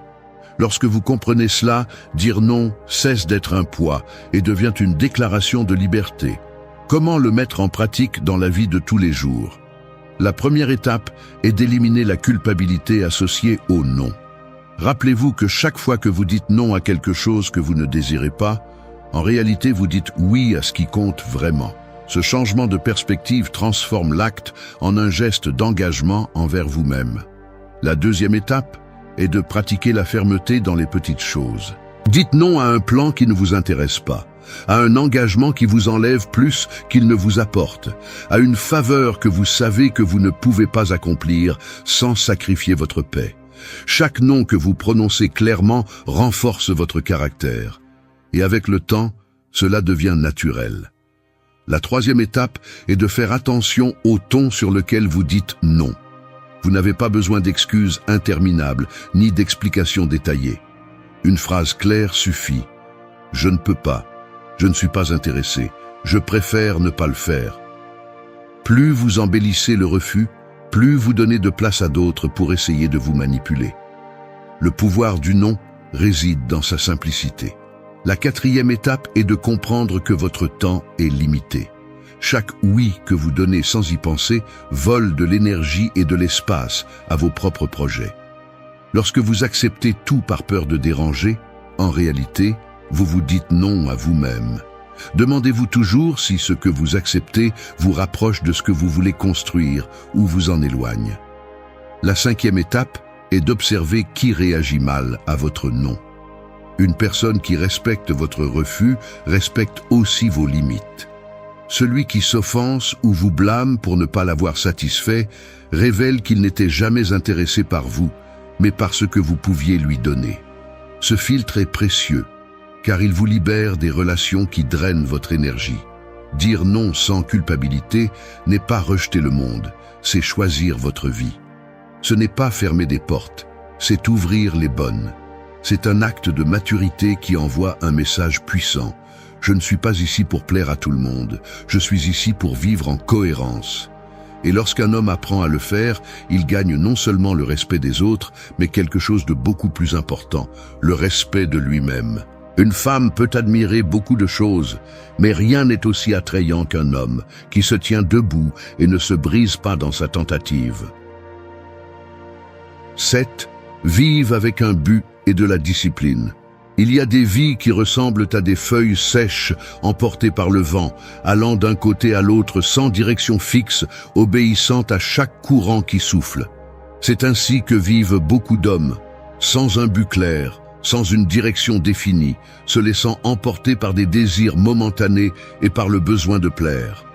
Ce manque de structure non seulement éteint l'attraction, mais érode aussi le respect. Car il n'y a rien de plus faible aux yeux d'une femme qu'un homme qui ne sait pas où il va ni ce qu'il veut construire. La discipline et le but ne sont pas des luxes pour quelques-uns. Ils sont la base sur laquelle un homme solide se construit. Celui qui vit seulement d'impulsions et d'émotions devient l'esclave de son environnement. Mais celui qui vit avec un but devient maître de lui-même. Et voici le détail que beaucoup oublient. L'attraction réelle ne naît pas des cadeaux, des flatteries, ni des efforts désespérés pour plaire. Elle naît de la fermeté de caractère, de la clarté des objectifs et de la cohérence des actions. Le stoïcisme enseigne à vivre chaque jour comme s'il s'agissait d'un pas vers la grandeur personnelle. Marc Aurèle écrivait dans ses méditations que nous ne devrions pas perdre de temps en discussions inutiles, mais nous concentrer sur ce que la nature nous a donné comme devoir. Ce devoir dans la vie moderne se traduit par la construction avec discipline de ce qui donne un sens à votre existence. Comment le pratiquer dans la vie quotidienne? La première étape est de définir clairement ce que vous voulez. Je ne parle pas de rêves vagues, mais d'objectifs concrets que vous pouvez traduire en action. Une femme peut respecter quelqu'un avec des objectifs, mais elle n'admirera jamais quelqu'un qui ne fait que parler d'eux et ne fait rien. Écrivez ce que vous cherchez à atteindre, établissez des priorités et organisez-les de manière à ce que votre énergie soit investie dans l'essentiel. La deuxième étape est d'organiser votre temps. Sans discipline, même le plus grand des objectifs reste une fantaisie. Établissez des horaires, créez des routines qui vous rapprochent de vos objectifs et respectez-les même si vous n'en avez pas envie. La force d'un homme se mesure à ce qu'il est capable de faire quand personne ne le voit et quand la motivation ne se présente pas. La troisième étape est de pratiquer l'autocontrôle. Ne tombez pas dans le jeu des distractions qui semblent inoffensives, car ce sont ces petites fuites d'énergie qui construisent la faiblesse. Apprenez à vous dire non, à renoncer à ce qui vous éloigne de votre chemin, à privilégier ce qui construit plutôt que ce qui distrait. Cette cohérence interne se projette vers l'extérieur et est perçue comme de la sécurité. La quatrième étape est de maintenir la constance même lorsque les résultats tardent. Beaucoup d'hommes abandonnent au premier obstacle et cherchent des raccourcis faciles. Mais chaque fois que vous abandonnez ce que vous avez commencé, vous envoyez un message à votre esprit. Vous ne pouvez pas avoir confiance en vous. La discipline, en revanche, renforce votre confiance en vous et renforce votre respect de vous-même. La cinquième étape est de vivre avec les yeux fixés sur l'héritage et non sur la gratification immédiate. Demandez-vous quelle empreinte vous voulez laisser et agissez en conséquence. Cette vision transforme vos décisions et élimine le besoin d'approbation externe. Vous ne vivez plus pour plaire, vous vivez pour construire. Vivre avec un but et de la discipline vous transforme en quelqu'un de ferme, de fiable et difficile à briser.